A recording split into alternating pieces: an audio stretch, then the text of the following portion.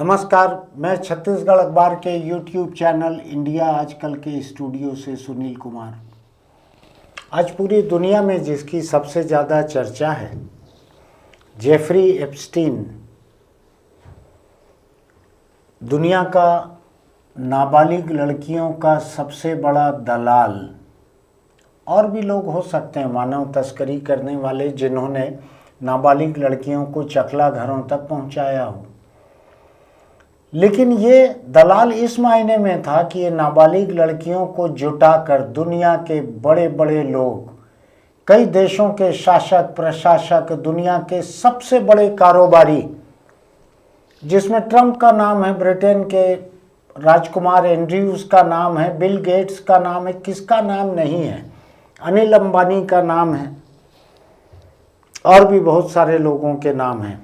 ये अभी जाहिर नहीं है कि जिन लोगों के नाम आए हैं ये सारे लोग वहाँ पर नाबालिग लड़कियों से सेक्स के लिए जाते थे। लेकिन जेफरी एप्स्टीन जो है, उसने अमेरिका में एक टापू खरीद लिया था। पैसा कहाँ से आया इसके बारे में लोगों को पहले से अंदाज था कि ये ब्लैकमेलिंग करता है, कोई जुर्म करता है, इस तरह के धंधे का पैसा है।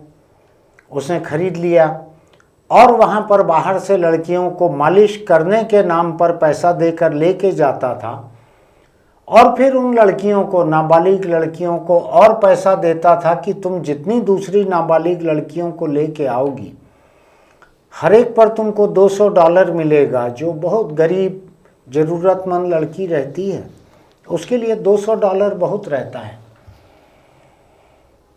तो वो लड़कियां, उनमें से कुछ दूसरी लड़कियों को वहाँ लेके जाती थी, नाबालिग लड़कियों को, और ये पूरी दुनिया से अलग अलग लोगों को बुलाता था वहाँ पर कि आओ ऐश करने के लिए।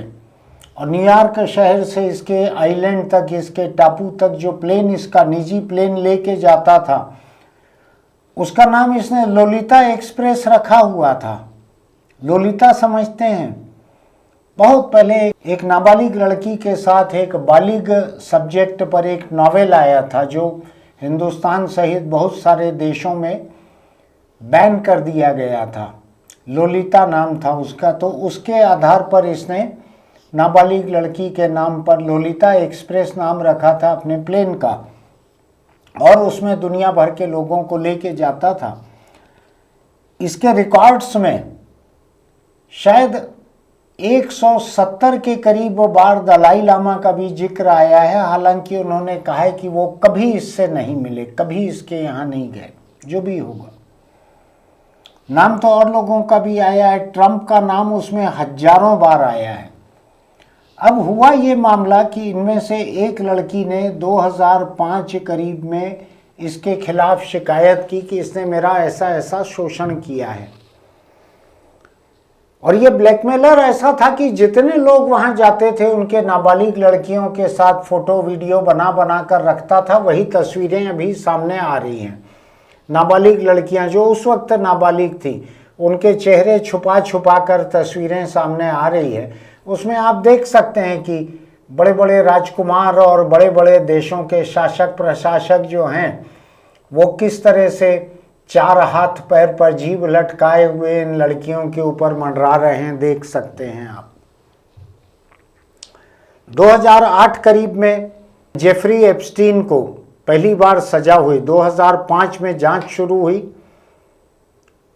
शायद 2008 में इसको पहली बार सजा हुई, लेकिन सजा से सस्ते में छूट गया। कुल 13 महीने में छूट गया ये। और जो सरकारी वकील था जिसने इसको बड़ी ही रियायती सजा दिलवाई, बड़ी ही रियायती सजा दिलवाई, वो बाद में ट्रंप का मंत्री बना, एलेक्जेंडर एकोस्टा। जो सरकारी वकील था जिसका जिम्मा था इसको सजा दिलवाना, एप्स्टीन को, उसने इतनी रियायती सजा दिलवाई, लोग हक्का बक्का रह गए। क्योंकि जब ये सजा हुई उसके पहले से ट्रंप का वहां जाना आना था। ट्रंप का नाम इसके हवाई जहाज के पैसेंजर लिस्ट में सैकड़ों बार, बिल क्लिंटन का नाम, दूसरे भूतपूर्व राष्ट्रपति वहां के, और तो और अमेरिका के जो सबसे बड़े वामपंथी विचारक माने जाते हैं, नोम चॉम्स्की, वो इसके साथ आते जाते थे, उठते बैठते थे। इसको पीडोफाइल, बच्चों के साथ सेक्स के मामले में सजा हो चुकी थी, उसके बाद भी नोम चॉम्स्की इसके साथ उठते बैठते थे, आते जाते थे, इसके प्लेन में घूमते थे, इसके पेरिस के घर में रहते थे, इसके टापू में जाके रहते थे। उनका कहना था कि दुनिया के कई लोगों से वो मिलना चाहते हैं, वो मुलाकातें जेफरी एप्स्टीन आसानी से करवा देता है, इसलिए वो उससे मिलते थे। अब जो इतना बड़ा दलाल हो, जिसके पास नाबालिग लड़कियों से सेक्स के लिए पूरी दुनिया से लोग पहुंचते हों, बड़े बड़े लोग, अरबपति, खरबपति, बिल गेट्स जैसे लोग, और लोग भी, शायद एलन मस्क का भी नाम है उसमें। इधर हिंदुस्तान से भारत का प्रतिनिधित्व रहना चाहिए। जिस वक्त सितारे बुलंद थे अनिल अंबानी के, आज तो शायद जेल में है या बाहर है, मुझको ठीक से नहीं मालूम है। कई जुर्म दर्ज हो गए हैं उसके खिलाफ बैंक धोखाधड़ी के, लेकिन जब उसके दिन बहुत अच्छे थे उस वक्त इसको एप्स्टीन ने न्योता भेजा कि आ जाओ यहाँ पे, तुम्हारे लिए इंतजाम है। इसने पूछा कैसा इंतजाम है? उसने कहा स्वीडन की एक ऊंचे कद की सुनहरे बाल वाली लड़की का इंतजाम करके रखा है, आ जाओ। 20 सेकंड के भीतर अनिल अंबानी ने जवाब दिया था, आ रहा हूँ, मजा करेंगे। मुझको नहीं मालूम कि अनिल अंबानी की पत्नी का क्या नाम है, कोई मुझको बोल रहा था टीना मुनीम से शादी हुई थी अनिल अंबानी की, अब टीना अंबानी हो गई कि मुझको नहीं मालूम कि इन सब चीज़ों से गृह कलह उनके यहाँ हो रहा है कि नहीं। लेकिन मैं, चूंकि वो देश के साथ इतना बड़ा धोखा किया है, बैंकों के साथ में अनिल अंबानी ने, और भी कई चीज़ें हो सकती है, इसलिए उनका नाम ले रहा हूँ। वरना सेक्स के लिए अपनी पत्नी से बेवफा होना, सेक्स के लिए बाहर जाना, इस पे अगर लोगों को मौत की सज़ा दे दी जाए तो मैं कह सकता हूं कि दुनिया की आबादी कम से कम 1/4 तो कम हो ही जाएगी, बालिग आबादी। अब मैं व्यक्तिगत जाना नहीं चाहता हूं, लेकिन पता नहीं, मैं आपके सामने कल यहाँ बोलूँगा कि नहीं, अगर ऐसे सब लोगों को मौत की सज़ा होगी तो मैं यहाँ कल रहूँगा कि नहीं। दुनिया का रिवाज ऐसा ही है, इसलिए मैं अनिल अंबानी को अकेले को नहीं कोस रहा हूँ, लेकिन मैं उन तमाम लोगों को ज़रूर कोस रहा हूँ जो सरकारों में रहते हुए भी, एक शब्द है, आपको लग सकता है कि मैं गंदी जुबान इस्तेमाल कर रहा हूँ, लेकिन वो शब्द ही है, भाषा में है वो शब्द, भड़वा कहते हैं उसको। जो वेश्याओं का दलाल रहता है उसको भड़वा कहते हैं। ये उससे ज़्यादा बुरा इंसान था जेफरी एप्स्टीन, ज़्यादा बुरा इस मायने में था कि ये उन नाबालिग लड़कियों की देह बेचता था लोगों को, जिनके साथ सेक्स कानूनी नहीं था। कई तो बच्चियां थी, छोटी छोटी सी बच्चियां थी कई, और उसकी फोटोग्राफी हो रही है, वीडियोग्राफी हो रही है, नशा हो रहा है, लोग जाके रुक रहे हैं। बिल क्लिंटन की फ़ोटो देखी मैंने, वो जाकुजी में पानी में डूबे हुए पड़ा है, उसके आसपास लड़कियां हैं, नाबालिग लड़कियां, प्लेन में नाबालिग लड़कियों को गोद में लेके बैठे हुए। क्या कुकर्म नहीं किए हैं लोगों ने। इसकी जेफरी एप्स्टीन के जो ईमेल हैं, दसियों लाख, शायद 30 लाख ईमेल अभी अमेरिकी संसद के आदेश से अमेरिकी कानून विभाग ने जारी किए हैं, शुरू किया है जारी करना। उसमें भी कई नाम मिटा दिए हैं, जानकारियां मिटा दी हैं। बाद में पता चलेगा कि क्या किसी का नाम छुपाया जा रहा है। ट्रंप ही इनको जारी होने से रोका हुआ था लंबे समय तक, लेकिन जब संसद ने तय कर लिया कि नहीं, ये तो जारी होना चाहिए। आपको मालूम है ब्रिटेन का जो राजकुमार था एंड्रयू, उसको वहाँ के राजा किंग चार्ल्स ने उसको अपने ओहदे से बर्खास्त कर दिया, उसको राज परिवार से, राजमहल से बाहर कर दिया गया। उसको शादीशुदा था, ये अधेड़ था, शायद 50-60 साल उम्र का था, और जाके वहाँ जीभ बाहर निकाले हुए ऐसा चौपाया बन के लड़की के ऊपर मंडरा रहा था। मैं बतला नहीं सकता आपको, शायद हम सारी तस्वीरें भी नहीं दिखा सकते। बहुत खराब नौबत थी है। दुनिया के देशों के सरकारों के लोग जो हैं इसके मार्फत सौदे करते थे। ये बहुत बड़ा न केवल नाबालिग लड़कियों और बच्चियों के देह का दलाल हो गया था, ये भड़वा हो गया था, बल्कि ये दुनिया में अंतर्राष्ट्रीय सौदे करवाने वाला बहुत बड़ा दलाल हो गया था, ब्रोकर हो गया था। ये कहानी बहुत लंबी है, मैं उसमें जाना नहीं चाहता। मैं एक दूसरे पहलू पर आना चाहता हूँ इसके, उसको देखिएगा। दूसरा पहलू बहुत दिलचस्प है और मैं कई दिनों से इस पे नहीं बोल रहा था। मैं सेक्स वेक्स के मामले में ज़्यादा बोलने पे भरोसा नहीं रखता। मेरा मानना है कि इंसानों की प्राकृतिक ज़रूरत है ये। और जो लोग आपके सामने कहते हैं ना प्रवचन देते हुए कि वैलेंटाइन डे को मातृ पितृ पूजन दिवस मनाओ, वही लोग अपने भक्त की नाबालिग बेटी से बलात्कार करते हुए पकड़ाते हैं और उम्र कैद भुगत रहे हैं। अभी अदालत के मेहरबानी से अभी जमानत मिली हुई है। आज तारीख क्या हो गई है? अभी आज से 5 दिन बाद है वो, आज से 5 दिन बाद है वैलेंटाइन डे, प्रेम का दिन। इतनी नफरत है इन लोगों को प्रेम से। नाबालिग शिष्य परिवार की नाबालिग लड़की से सेक्स पसंद है, लेकिन जवान लड़के लड़कियों का प्रेम एक दूसरे से पसंद नहीं है। धर्म ऐसे पाखंड का मौका देता है लोगों को। लेकिन खैर, मैं धर्म के बारे में बोलना नहीं चाहता। लोगों की आस्थाएं बड़ी आहत होती हैं। इस 14 को देखिएगा, उसके नाम पे यहाँ मातृ पितृ पूजन दिवस मनता है कि नहीं। और याद कीजिएगा अगर मनाया जाता है तो, कि जिस आदमी के कहे हुए ये चालू हुआ है यहाँ पर, वो आदमी कहाँ पर है आज? है तो बलात्कार का, उम्र कैद का सजा याफ्ता कैदी। भले इलाज के नाम पे बाहर निकल गया हो, अभी फिर क्या कर रहा होगा मैं नहीं जानता। तो मैं सेक्स के बारे में ज़्यादा बोलना नहीं चाहता हूँ। मेरा मानना है प्राकृतिक ज़रूरत है। जो इसको रोकने की कोशिश करते हैं, खासकर धर्मों में, कई धर्मों में है, चर्च में, ईसाई धर्म में जितना रोकने की कोशिश करते हैं, उतनी पादरी बच्चों से बलात्कार करते हैं। तो मैं सेक्स के बारे में बोल इसलिए रहा हूँ, एक नया पहलू जुड़ गया एप्स्टीन फाइल्स में। अभी फाइल आई है सुपर बेबीज की, सामने आते जा रहे हैं कागजात।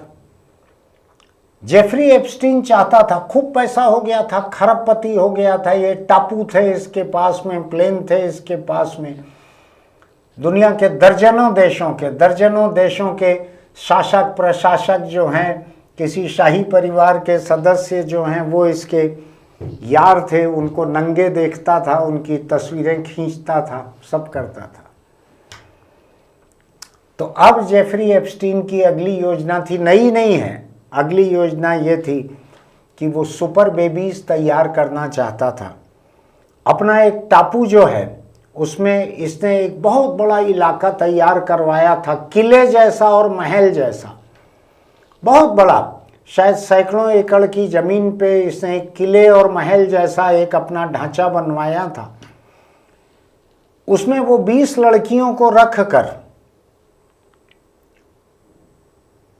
अपने शुक्राणु से उनको गर्भवती करना चाहता था, ताकि एक इंसानों की एक बहुत ही आलीशान किस्म की नस्ल पैदा हो।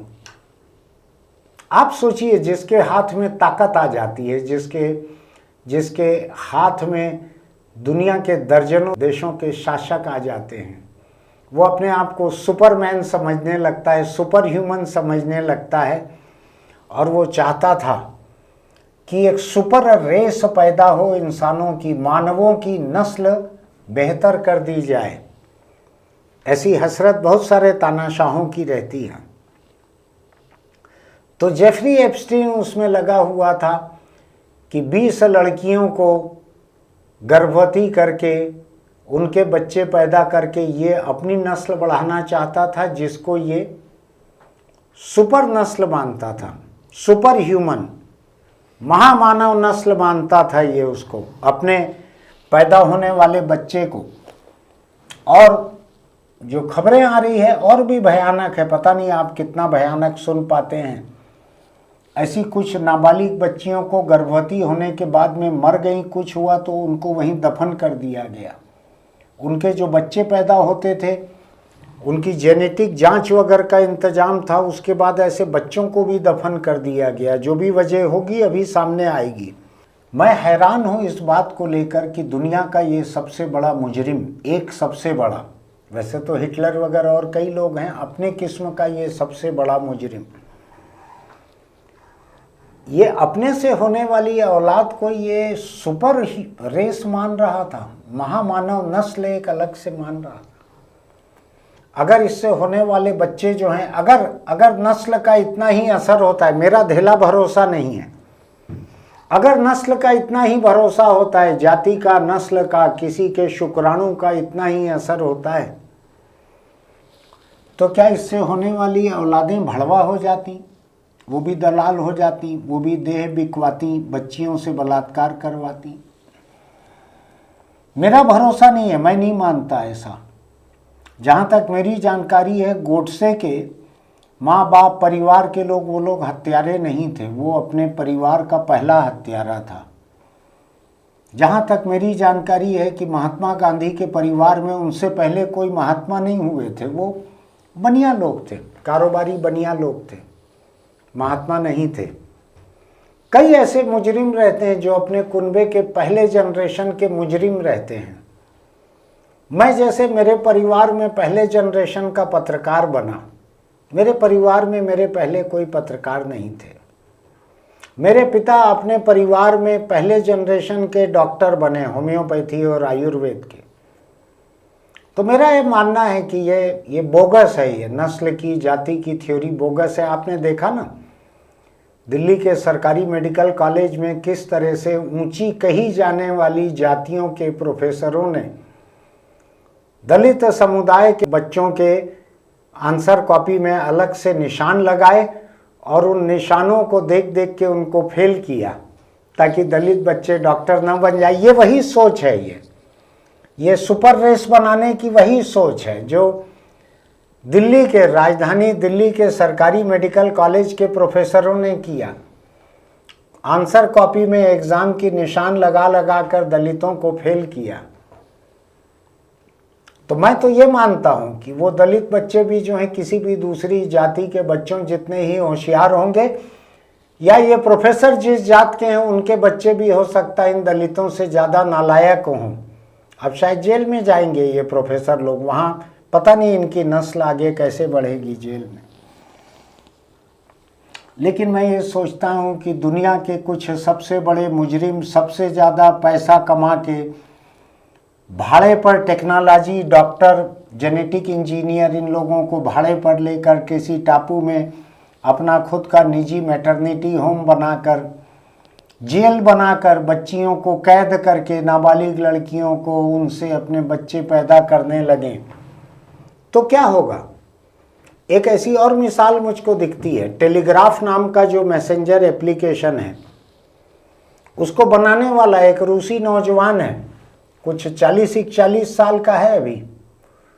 वो इतना पैसा कमा चुका है टेलीग्राम के मार्फत जिसकी हद नहीं। उसने रूस की एक फर्टिलिटी लैब के मार्फत अपने शुक्राणु मुफ्त में बांटना चालू किया है।